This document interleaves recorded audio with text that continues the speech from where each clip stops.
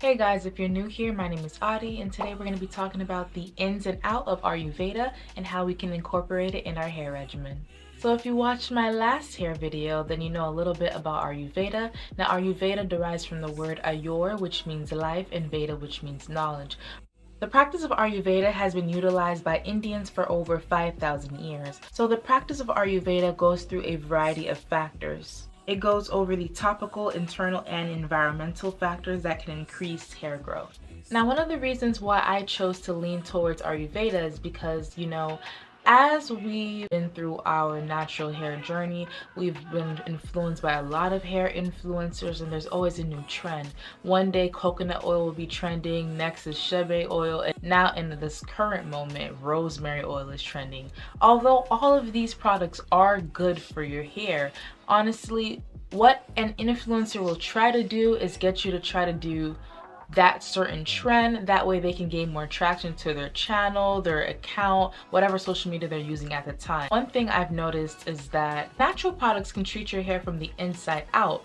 Well, on the other hand, most store-bought products only treat your hair from the outside, where the inside is left untreated.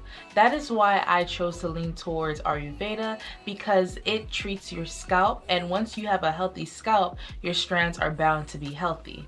Being consistent is an essential part of your hair growth journey. Doing a hot oil treatment once every 5 months is not nearly going to be enough.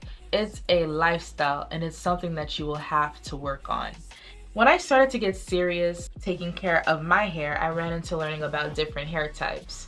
Although low and high porosity hair does help a little bit, I still found myself a little bit lost on how to take care of my hair. So when I first discovered Ayurveda, I became familiar with the 3 different hair types. They are called Vata, Pitta, and Kapha. Now, when imbalances in these doshas appear, hair issues such as dry scalp, hair loss, thinning of the hair, balding pattern of hair loss, and premature graying can happen. Another cause of the doshas not flourishing can be hair dyes, over-manipulating styles, unhealthy lifestyle, lack of nutritious food, and exposures to toxins. Now, the first step in creating a hair regimen would be figuring out what your dosha is. You may have one dosha, your hair isn't in its healthiest state, but another can be a dosha imbalance. Your hair regimen can be created based off of what imbalances you may obtain. If you have a Vata Dosha hair type with this texture, the hair stays rough and scalp may end up dehydrating. Having thin hair is a characteristic of a Vata hair type. To determine your hair porosity, all you have to do is put a strand of hair in a cup of full water. If the hair strand goes to the bottom of the cup, then you have a Vata hair type with a higher porosity. If your hair is dry and brittle and often has fairy knots and split ends, excessive dryness in the scalp can lead to flakiness and dandruff. Now for the Pitta Dosha, when the Pitta Dosha is in a healthy state, it usually has a medium in thickness which has a looser curl. It is usually easily manageable. Now when Pitta is out of balance, usually the hair turns to early hair thinning and the loss of hair color. Now, according to Ayurveda, a Pitta balance is caused by excessive heat in hair follicles, and it is often associated with scalp inflammation, which causes damages to both the structure and the color of your hair. So the imbalances in the Pitta Dosha can cause premature graying, early hair thinning, and receding hairline. If you do have a Pitta hair type, some things you want to steer clear of is products that irritate your scalp and your hair follicles. This includes an excessive amount of heat, harsh chemicals, and relaxers. Keep in mind that this hair type needs a lot of maintenance. You have to look at the ingredients of any products you use. Now, when you wash your hair, make sure to not use steaming hot water. Try using only lukewarm water. While taking long regular showers, wear a shower cap. Unnecessary heat could cause more issues. Now for the Kapha Dosha hair type, this hair type is usually very strong and lubricated. At its healthiest, it is thick, full, and very shiny. When kapha is imbalanced, it becomes very oily and too thick, which eventually weighs the hair down. Now, if you have ever described your hair as way too greasy and lifeless, then you most likely have a kapha imbalance. So due to the excess of oil blocking the follicles from the scalp, this imbalance usually has a very wet and sticky dandruff instead of having a flaky type of dandruff. Promoting circulation is the key to maintaining this hair type. This dosha generally is easy to maintain, but when imbalanced, it becomes very oily and clogged. So ensuring the scalp can breathe and that oil is not building up is key to experiencing a healthy kapha hair type.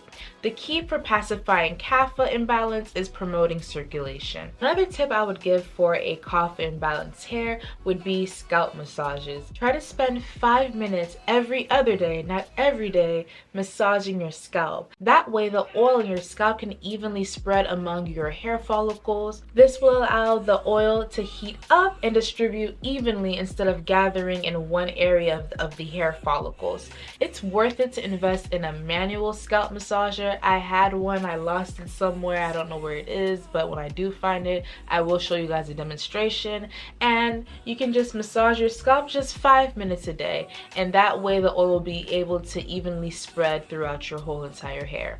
Another tip would be to either do deep conditioning with heat, clarifying your hair, also massaging your scalp with certain different oils. Try avoiding consuming oily foods because your body already produces a large amount of oil.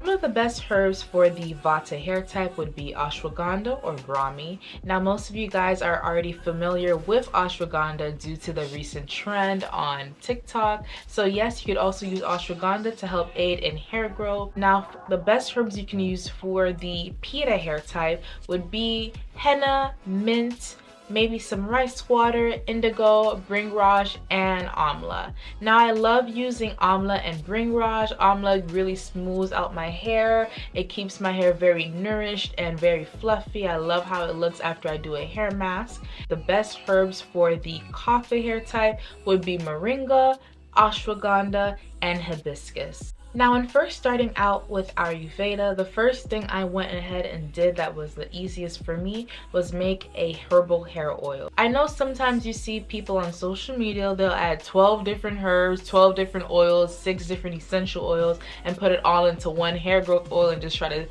ship it out and send it to you. As a beginner, I started out using amla, bringraj, brahmi, and fenugreek. I love using fenugreek. It has a nice maple syrup smell to it. I would do a hot oil treatment, wash it out. Then when my hair started to get used to it, I would use it as a regular daily hair oil. I started doing this in quarantine, so I wasn't really worried about the very strong smells. But if you are thinking about using this from a day-to-day basis, then I suggest that you apply the oil at night, not during the day, because the smell can be very strong. So yes guys, that's all I have for today. This was just an intro to Ayurveda, and I hope you guys feel a little bit informed about what Ayurveda is and how we can incorporate it to our hair regimen. Like my content, please like, comment, and subscribe. If you want to see more of me, and if you want to know more about Ayurveda, like the different hairsprays I use, the hair oils I make, then please comment what you guys would like to see more from me, and I'll see you guys in the next video. Bye.